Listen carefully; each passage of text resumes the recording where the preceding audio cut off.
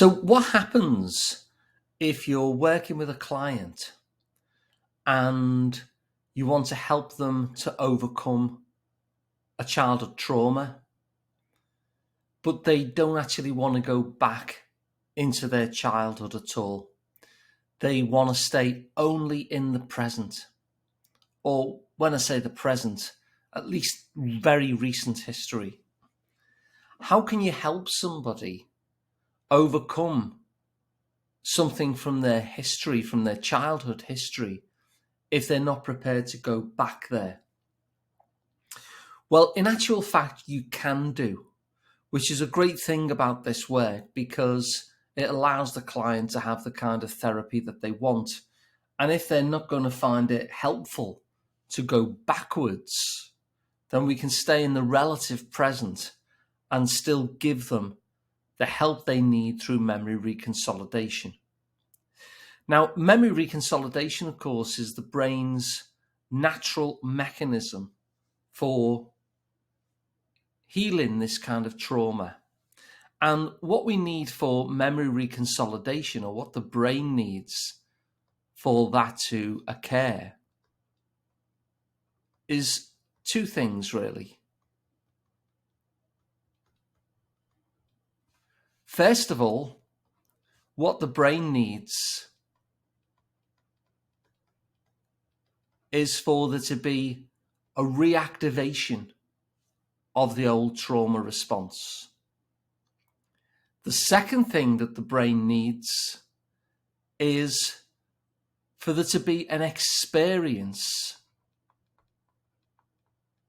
that disconfirms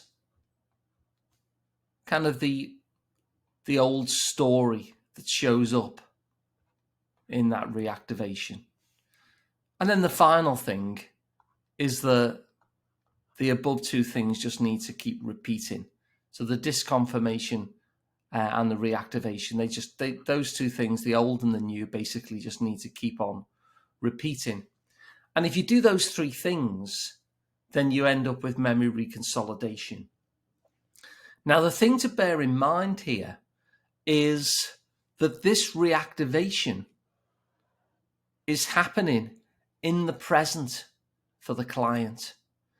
If it wasn't happening in the present for the client, it wouldn't actually be a problem at all for them. It would simply be something that happened once, but no longer impacts their life. But it is impacting their life.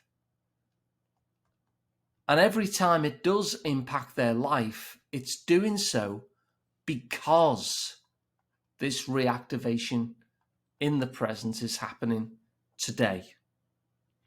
So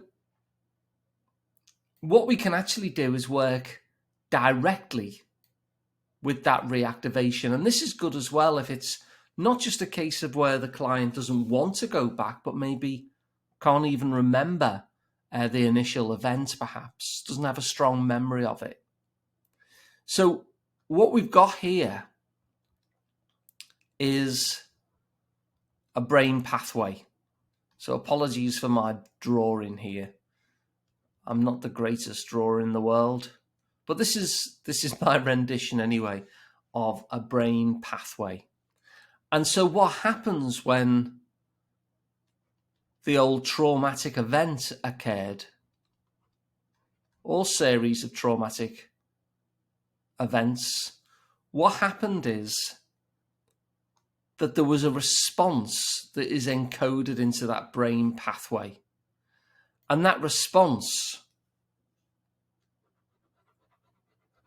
I'm drawing that in jaggedy red there to show that this is a response which is kind of spiky. Now, the client might not actually remember or want to revisit when it was actually written. So this is how it actually got onto the brain pathway in the first place. But our client's problem is that it still reactivates today. So even if they don't remember how it got there, they definitely can connect to how it's showing up today.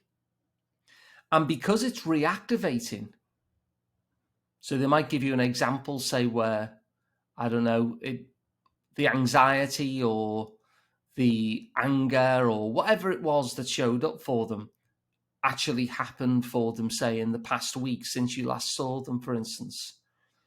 But because it's reactivating today, and because what memory reconsolidation, what the brain needs for that to happen, is first reactivation, and secondly, an experience that disconfirms that, then you can see we don't have to go back and re-evoke the initial event.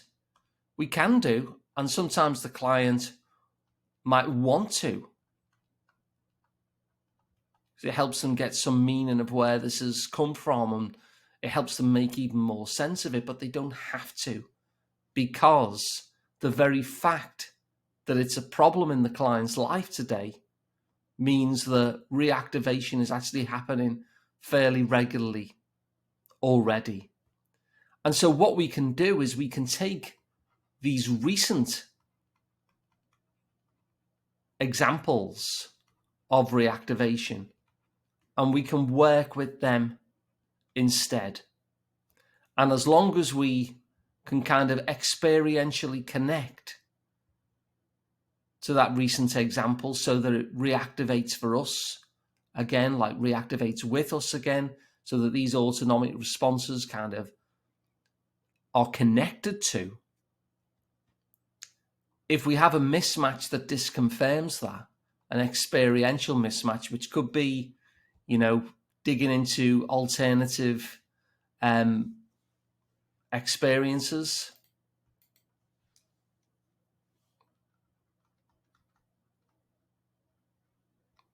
or it could be using imaginal work, imaginal reenactments perhaps, in order to create the mismatch experience. That's a kind of a technique related choice, I suppose. But ultimately, we don't need to go backwards because the reactivation happens today, and that reactivation is really half of what the brain needs. And the other half is to create a mismatch. And then all we have to do is repeat that. So just to summarize then, some clients don't like to go backwards. So going backwards is a no-no. Delving into the history of it is a no-no for some clients, either because it's too distressing, or they can't remember, or they just want to stay in the present. And so what I hope that you can see here is, because what the brain needs is reactivation plus a repeated mismatch experience, then we don't actually have to go backwards, because the only reason why the client is having a problem in their life today, so they need to see a therapist in the first place, is because actually that reactivation is happening in the relative present. And so we can use these present day reactivations and we can still trigger memory reconsolidation. And what that means is that it's not actually essential to go backwards in order to erase that trauma response. So I hope that's been useful, and I'll look forward to any questions that you might have about it as well.